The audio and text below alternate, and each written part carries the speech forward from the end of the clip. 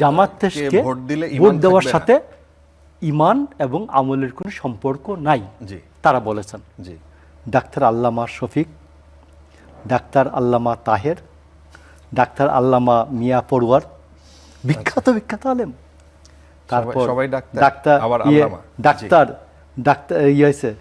Doctor Pinaki Bhattacharya আল্লামা। তো এই যে চারজনের নাম বললাম, আর ওইদিকে চারজনের নাম বললাম, মুসলমানরা কাকে অনুসরণ করবে? ইসলামের উপর পড়াশোনায় একেবারেই প্রাজ্ঞ এবং মান্যতা পাওয়ার মতো যোগ্যতা রাখেন। একজনের নাম হচ্ছে মুহিবুল্লাহ বাবু নগরী, একজনের নাম হচ্ছে বাইতুল মুকামের খতিব মুফতি আল্লামা আব্দুল মালেক, নুরুল ইসলাম অলিপুরি, ডক্টর এনায়েতুল্লাহ আব্বাসী। এরা প্রত্যেকে বলেছেন যে ইসলামের নামে জামায়াত ইসলামকে ভোট দিলে ইমান থাকবে না। জামায়াত ইসলামকে ভোট দেওয়ার সাথে ইমান এবং আমলের কোনো পার্থক্য নাই, সম্পর্ক নাই। জামাতকে ভোট দেওয়ার সাথে ইমান এবং আমলের কোনো সম্পর্ক নাই তারা বলেছেন। এখন আসেন, এদেরকে যারা প্রতিদ্বন্দ্বিতা করে বক্তব্য রাখছেন, ডাক্তার আল্লামা শফিক, ডাক্তার আল্লামা তাহের, ডাক্তার আল্লামা মিয়া পড়ুয়ার, বিখ্যাত বিখ্যাত আলেম। তারপর ডাক্তার পিনাকি ভট্টাচার্য আল্লামা। তো এই যে চারজনের নাম বললাম, আর ওইদিকে চারজনের নাম বললাম, মুসলমানরা কাকে অনুসরণ করবে? মহিবুল্লাহ বাবুনগরীকে অনুসরণ করবে, নাকি আব্দুল মালিক সাহেবকে অনুসরণ করবে, নুরুল ইসলাম অলিপুরিকে অনুসরণ করবে, না এনায়েতুল্লাহ আব্বাসকে অনুসরণ করবে? প্রশ্ন ক্লিয়ার।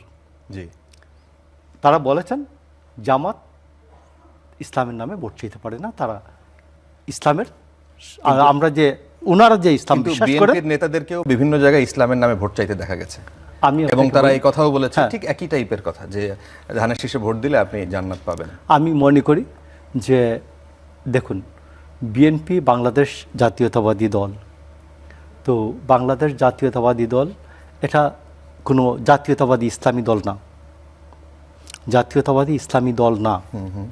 তবে বিএনপি এইটুকুন করেছে, ইসলামের কথা না বলে যা করেছে, জিয়াউর রহমান প্রক্লেমেশনের মাধ্যমে জিয়াউর রহমান দুটো কাজ করেছেন। একটা হচ্ছে প্রিয়েম্বলের উপরে বিসমিল্লাহির রহমানির রহিম সংযুক্ত করে দিয়েছেন, আর রাষ্ট্র পরিচালনার যে 4টি মূলনীতি, সেখানে 4 নম্বর মূলনীতির মধ্যে তিনি বলেছেন আল্লাহর উপর অবিচল আস্থা এবং পূর্ণ বিশ্বাস, এটা যুক্ত করেছেন।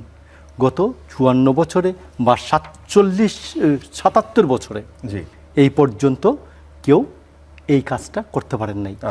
আমি আপনাকে বলছি।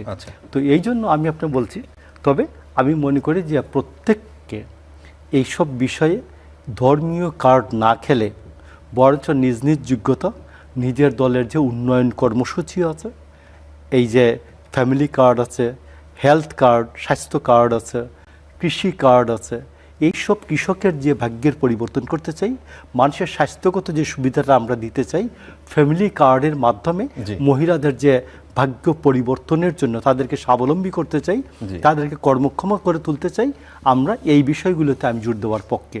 এবং আমি আপনাকে বলি, জিয়াউর রহমান যে 1977 সালে যেভাবে বাংলাদেশের কৃষি বিপ্লবের নামে নতুন ইরিদান সূচনা করেছিলেন, এবং হাওড়ে গ্রামে গ্রামে যে নতুন কৃষকের মধ্যে প্রাণ ফিরে আসছিল, এই কথাগুলি মনে করিয়ে দেওয়া দরকার।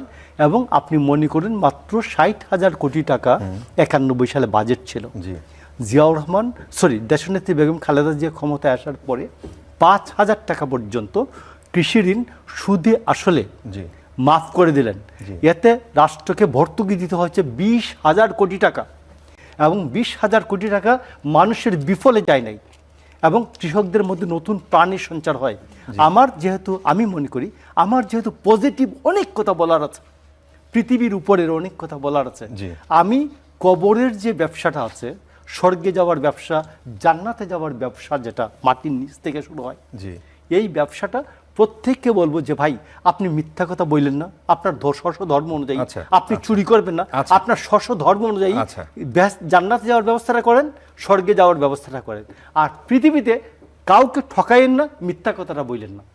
স্রেফ দুইটা কথা হইলে আমি মনে করি যে বিএনপির সাথে কেউ কোনো প্রতিদ্বন্দ্বিতায় দাঁড়াতে পারবে না।